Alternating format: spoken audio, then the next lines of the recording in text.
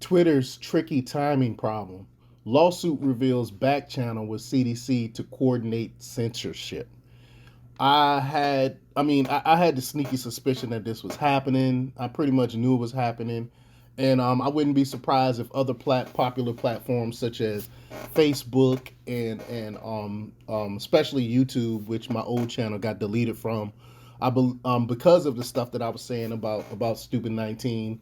So I believe it's more than just Twitter that have these back channels um, with the CDC to coordinate to censor people for speaking out the truth. And notice how a lot of the stuff that I got deleted from, that I was saying on my old channel, I got deleted from YouTube from. It's finally come to light that was accurate, was correct, and people are now waking up to this fact. But I can't get my old channel back. But before we get started, go ahead, hit that like button, share this out so we get this information out there. Subscribe if you're not already a subscriber, and hit that alarm bell so you know when I'm putting out new stuff. Also, check out my link tree in the description. It has a link to my Patreon where I talk about things I can't talk about here, and there's also a link to my Twitter. So follow me on Twitter. I'm pretty active on Twitter now. I used to not be on Twitter like that, but when Elon Musk got, started to try to take over, and they pulled back a little bit some of the censorship. They're still doing it, but they pulled back a little bit of the censorship of conservatives. So that's why I was like, okay, it's time for me to be a little bit more active on Twitter. But let's talk about this news. Over the course of 110 pages in a federal complaint, that one descriptive word seemed to stand out among the exchanges between social media executives and public health officials on censoring public viewpoints. The exchange reveals long suspected coordination between the government and these social media companies to manage the burgeoning censorship system. Twitter just reportedly suspended another doctor who sought to raise concerns over Pfizer uh, stupid 19 records.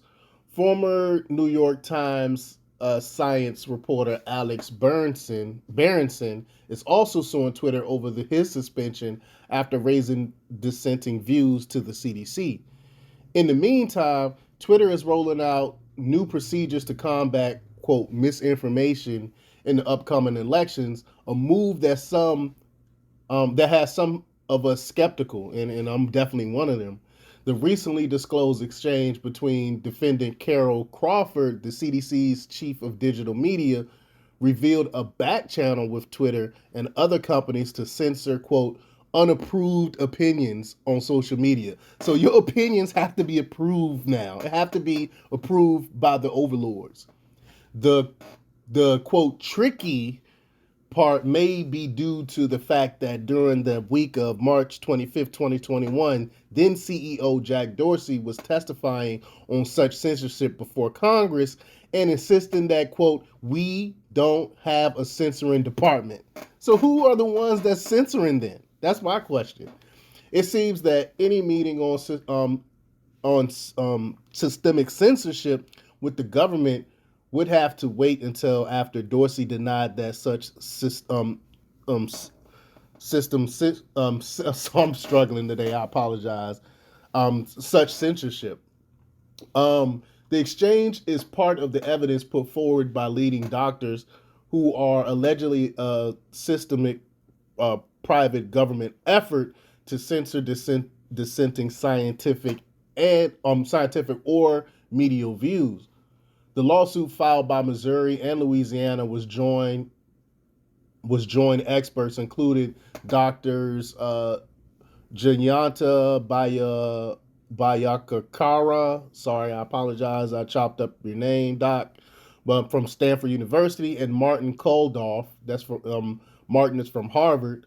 Bakatria objected this week to the suspension of Dr. Claire Craig after she raised concerns about Pfizer trial documents. Those documents were the co-authors of the Great Barrington Declaration, which advocated for a more focused stupid 19 response that targeted the most vulnerable population rather than widespread lockdowns and mandates. Many are now questioning the efficacy and cost of the massive lockdown, as well as reveal value of masks or the rejection of natural immunities as an alternative to being jabbed up. Yet, these experts and others were attacked for such views just a year ago. Some found themselves censored on social media for challenging claims of Dr. Fauci and others. The Great Barrington Declaration was not the only viewpoint deemed dangerous. Those who alleged that the virus may have begun in a lab in China, and I was one of the first ones to allude to that, were widely denounced and the views barred from being uttered on social media platforms. It was later learned that a number of leading experts raised this theory with Fauci and others early in the pandemic. Fauci is accused of quickly scuttling such discussions, and critics points to his own alleged approval of gain of function research at the Wuhan lab. Fauci and other leading experts now admit that the lab theory is a real possibility, even if they do not agree that it is the best explanation. Social media companies like Facebook declared that the previously banned conspiracy theory would now be allowed to be discussed. So now you're allowed to discuss it, but before you won't. What? I mean, this is crazy. These people are evil. I mean, that's the only conclusion one could come to about all this censorship stuff, because these people, if you just because you have a difference of opinion, they're going to censor you, they're going to ban you. This makes absolutely no sense. They are straight uh, no discussion allowed. No debates allowed on these platforms. Yet some in the media continue to push the media to avoid discussing it. The New York Times science writer Apoorva Mandaveli declared theory racist, even as Fauci and others were saying that it is now considered a possible explanation. Why is it racist?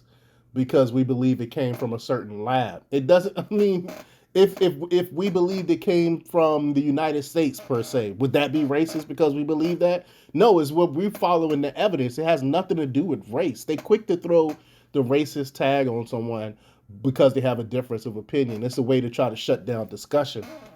Indeed, many of the views that the media attacked as conspiracy theories or debunked are now again being seriously considered. That includes claims of adverse responses to the jabbies, natural immunity protection, which I've been talking about since the virus came out, and the psychological costs from masking or isolation, particularly among children. And I've spoken about that before. None of these views are inviolate or beyond question any more than the official accounts were at the time. Rather, they were systematically disappeared from social media, pushed to the far extremes of public and academic discourse. And again, I was one of them people. My old channel was deleted because I was talking about this stuff. And the if you click on my link tree and then click on Odyssey, you can still find some. You can still find those videos that YouTube deleted. But the First Amendment is designed to prevent the government from censoring speech. While the new lawsuit will face legal challenges, it has already forced previously unknown government corporate coordination into the public view, which is wrong. They shouldn't be able to. So that's their way of working around the First Amendment. Since the government can't explicitly stop you from talking about stuff, they go to these companies and get the companies to stop you from talking about this stuff. It's totally corrupt, totally anti-constitutional. Oh, unconstitutional, I should say. I don't know why I said anti-constitutional. But while the CDC now admits that it made serious mistakes during the pandemic, it allegedly worked with companies to ban opposing views. Those who sought to raise these experts found their accounts suspended. That brings us back to the tricky part. The request for the meeting was made on March 18, 2021. That week, Dorsey and other CEOs were to appear at a House hearing to discuss misinformation on social media and their quote content modification policies. Um, um, Dorsey and the other CEOs were asked about warnings of quote little brother problem, a problem which private entities do for government, which is not legally do for itself. Dorsey insisted that there was no such censorship office or effort. So, I mean, we got him lying basically uh, to Congress.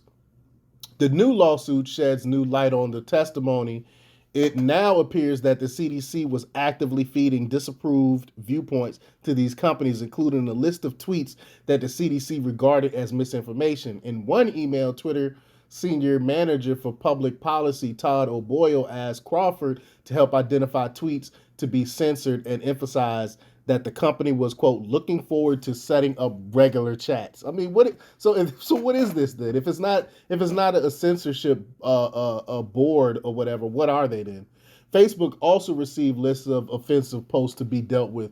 Facebook trained government officials in using its quote crowd tangle system used by health departments to flag potential jab misinformation to allow the company to review and possibly remove it. It added that, quote, this is similar to how governments and fact checkers use crowd triangle ahead of elections. So think about this. I think this is what they're gonna use. They're gonna use this crowd tangle thing for the midterms. Watch what I tell you. But that was another eye-raising reference since these companies were criticized for killing the Hunter Biden laptop story before the election. The story was blocked as presumed Russian disinformation, a move that Dorsey admitted in March hearings in the March hearing was a mistake. Now, a year later, story is accepted not just as legitimate but potentially a serious threat for the Biden administration. Whatever the outcome of the litigation, the filing raises again whether our concept of state censorship and a state media are outmoded. The last few years have seen a striking uniformity in the barring of certain political and policy viewpoints, including dissenting medical or scientific views that could potentially protect lives. That occurred without any central ministry of information or coercive state laws. It was done by mutual agreement and shared values between the government and these companies. What was not known were the moving parts in what has been arguably the most successful censorship system in our history. I mean, despots wish they had this system back in the day. To some extent, no direction was needed beyond the periodic announcement of figures like Fauci or the CDC, which were treated as gospel and not to be challenged. Even when Fauci was criticized for reversing himself on key issues like wearing of mask, and I criticized him for that, or the efficacy, it did not change the concerted effort to suppress opposing views. The quote tricky part of the public is how to deal with the circumvention of the First Amendment in a system of censorship by surrogates. Outsourcing the suppression of opposing views threaten the same core values in our government, just as CDC overstepped its bounds in mandatory moratoriums on evictions. It should be allowed to exercise control over free speech directly or indirectly. I'm sorry, it should not be allowed, I should say, to exercise control over free speech directly or indirectly. Its mandate to ensure, quote, a healthy world through prevention should not apply to unhealthy thoughts. But let me know what you think about all this. Leave your comments down below. Like, share, and subscribe. And check out democrepublics.com for the latest in news. Until next time, peace.